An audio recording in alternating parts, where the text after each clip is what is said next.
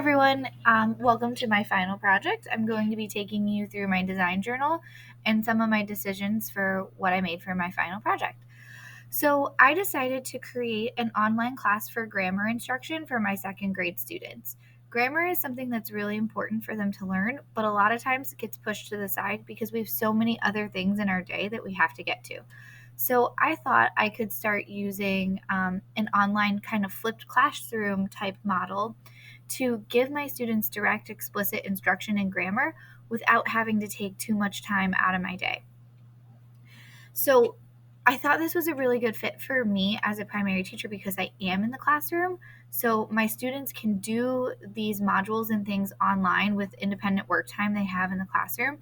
And I can then also bolster their instruction in person when I'm conferencing with them during reading and writing time. So it's something that they can build their background knowledge independently, and then I can further their knowledge when we apply it to their actual reading and writing. So I decided to use a Google site to act as the hub for all this information because I tried it for one of our earlier projects and thought it was an easy tool to use, so I continued to use it. So one of the first things I sat down and decided was what I wanted to include. I knew I wanted to include instructional videos, which were short mini lessons of me explicitly teaching the specific grammar content. And then I thought I wanted to include some practice activities, so that kids could use their lower order thinking skills to kind of build their confidence with the topic first before they have an application activity where they kind of have to apply their thinking and use some of the more higher order thinking skills. So I definitely wanted to include both. So I found a way to do that by including two different types of activities. And then after they complete both of those activities, I wanted them to have a reflection piece so that they could think how they were doing with the content. They could tell me how they were doing, but also metacognate and think for themselves how they were doing. And then have a chance to ask any other questions that they had. And lastly, I knew I wanted to include some supplemental resources because kids love videos, they love games, they love songs, and it really gets at those different modes of learning. So I wanted to include some of those things to have to address everyone's needs as a learner and get to their intelligences and all of that. So eventually, the whole second grade team is like really excited about this project and it's going to start working with me on it. So eventually we're going to like make our own songs and our own videos and our own games. But for right now, I found some free sources on the internet. So for this project, I fully developed 4 modules: the subject and predicate module, nouns, adjectives, and verbs. And then there are 3 modules that are up as placeholders that we're going to develop later, which are adverbs, contractions, and compound words. And those are all the main pieces of our district scope and sequence for grammar.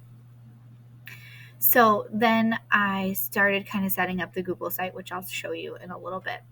So after I decided all that, I went through and I designed a syllabus. So creating a syllabus for a second grade class is different because you don't really give second graders a syllabus. So I kind of approached this more as it's a guide for me as an educator for an overview of what to include, but also for the parents if the parents wanted to see it and they wanted to see what we were doing with this course. So this is my syllabus.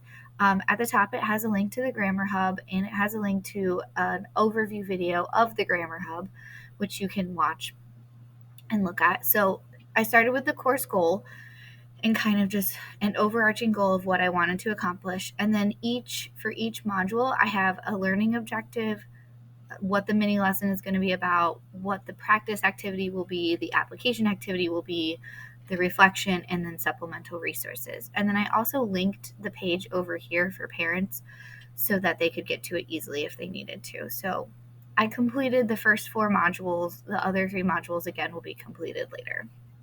So that's my syllabus.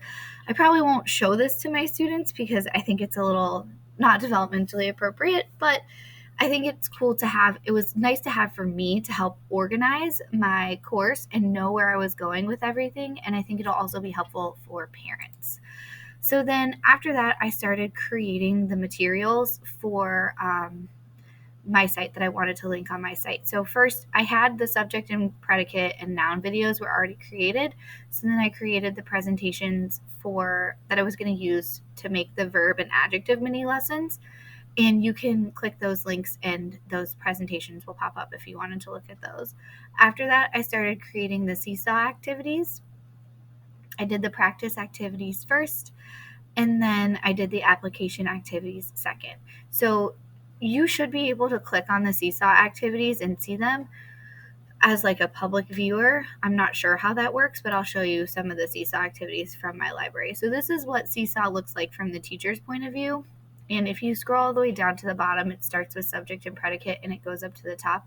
Normally, I would only assign like what we were working on right then and there that they could see in their activity stream. But for the purpose of this project, I assigned everything all at once. So when you go to an activity, you can click on it and you can click on this and it shows you a preview of what their template they're gonna fill in looks like. It has the directions, and then I also linked every video so that the videos were easy for students to go back and watch if they needed to. So what students will do is they'll click add response and then they click their name. I click sample student because that's what is offered. And then they can go in and they can fill in these templates using the different Seesaw tools. So they could use text, they could use a pencil, a pen, a highlighter. This one's like a glow pen. The kids love this one. But if one of my favorite things about Seesaw and why I think it's such a good fit is because they can click here and they can see the directions again because the directions aren't really on the template, so they can see again, and then it also has the link to the video. So for this one, we need to choose a subject and then write a complete sentence with a subject and a predicate for the topic we chose. So if I choose couch, I could use the type tool and type the couch is red and type that out and put it, and then when I click the finger, I can move it in the box and stretch it out. I can change the color. They can do all sorts of cool stuff with it. So the kids really love the different tools that are available on Seesaw. You can also save as a draft if you're not finished with it yet, and then the green check mark turns it in. So I'm going to save this one as a draft.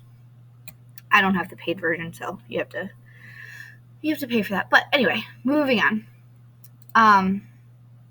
So those are the Seesaw activities. They all look really similar, and they're all linked and ready to go in the activities tab. So you should be able to link and see all of those.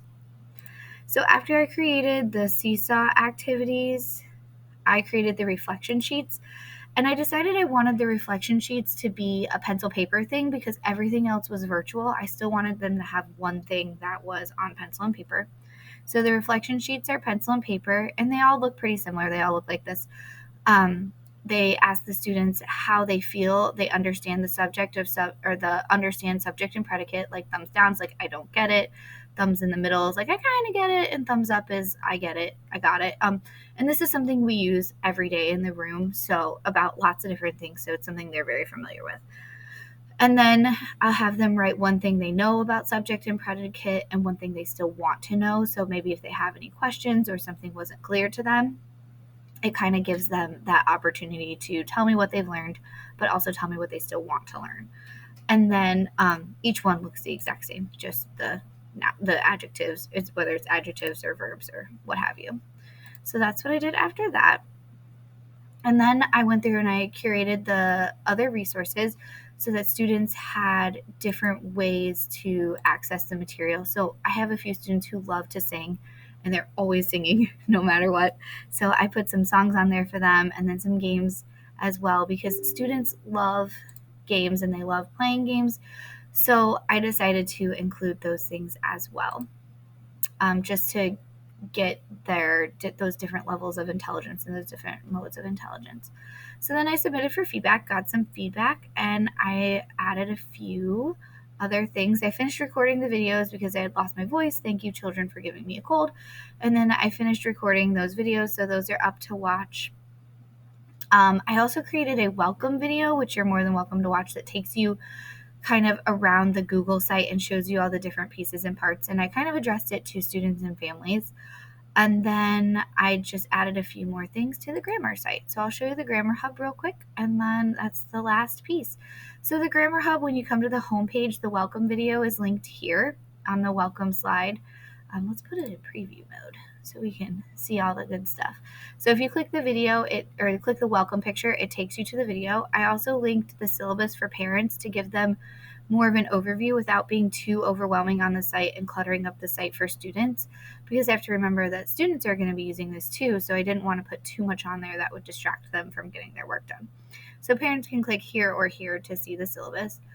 And then there's some about the teacher information down here. So all the other second grade teachers are going to be working with me on this. So I included some other boxes. I left the other boxes for where their information would go, but I included my background information so parents who are not in my class could see, a little bit about me and my background in education and what I like to do and stuff. So then you have up here, you have the different topics. And like I said, the adverbs, contraction, and compound words, those are just placeholders for what we'll add later. These 4 are finished.